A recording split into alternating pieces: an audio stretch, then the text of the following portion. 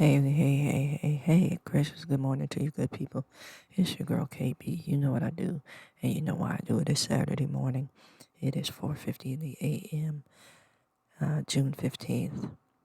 Now, I'm going to drop a nugget of wisdom, and I think this is the realest real and the rawest raw that I've ever been.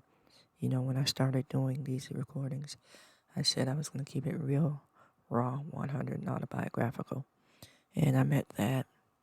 And here's a page out of my book. And I deserve a read, in the true sense of that phrase. And I also deserve a watch in that. I hope you watch and learn from this video. Amen. Okay. Now I'm going to give you a couple of quotes. But before I do, I want to share this with you. We need to, and I mean it's a collective, and I include myself in this we need to stop beating ourselves up for believing people, trusting people. I'm the type of person, I will believe you and who you tell me that you are until you give me cause to question it. I'm putting the ball in your court. You've told me who you were. I'm operating on that premise. Now some other things enter in that changes the vision that you created. Amen. Now, the only person that I blindly trust, you hear me good on this one, the only person that I blindly trust is Christ. Everybody else, I'm getting ready to talk about it. So the quotes are, hold on, let me get to them. Stop trying to paint people.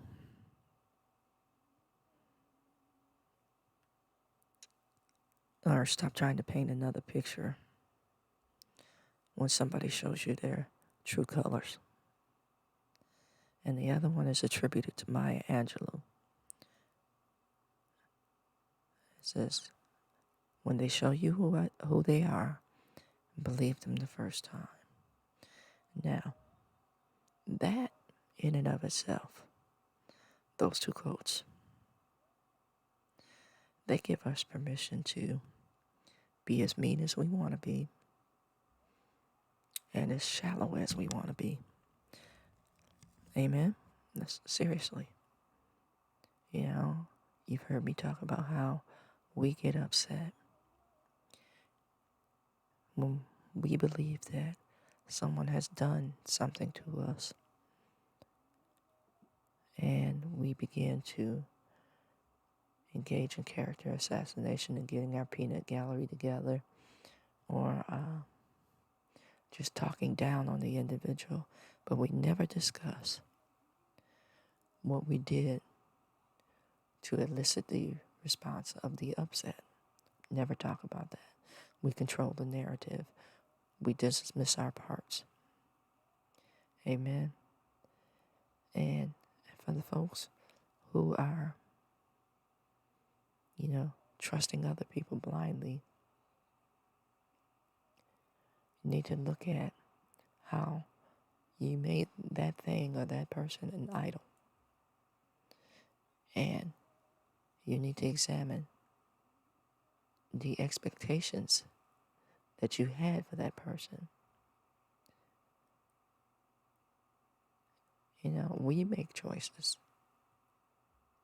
Now, that person may very well have believed what they told you about who they are,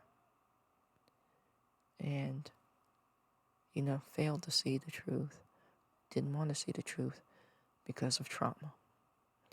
Then they have people in their lives, or they selected people in their lives who benefited from them remaining that way So they never had to make any adjustments. Or they never made any adjustments because they're just that damaged. And they're locked in step with their lies and the lies of the enemy. But again, we made choices. You need to examine your relationship with God, not anybody else's, yours. You need to look at your choices, not anybody else's, yours. See, we become experts on everybody's mess again, and we never examine our own. And then when it all blows up, we start talking, like I said, those, I forgive, but I don't forget. I forgive, but you don't have access to me. I forgive, Now, if we're all striving to be Christ-like in character,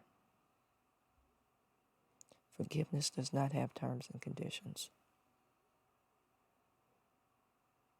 Amen.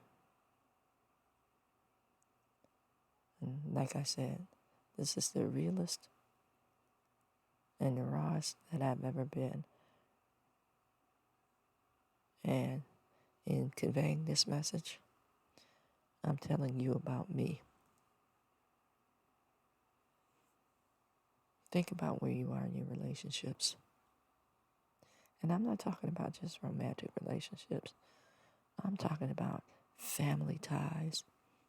I'm talking about friendships. I'm talking about every sense of connection that you have with somebody.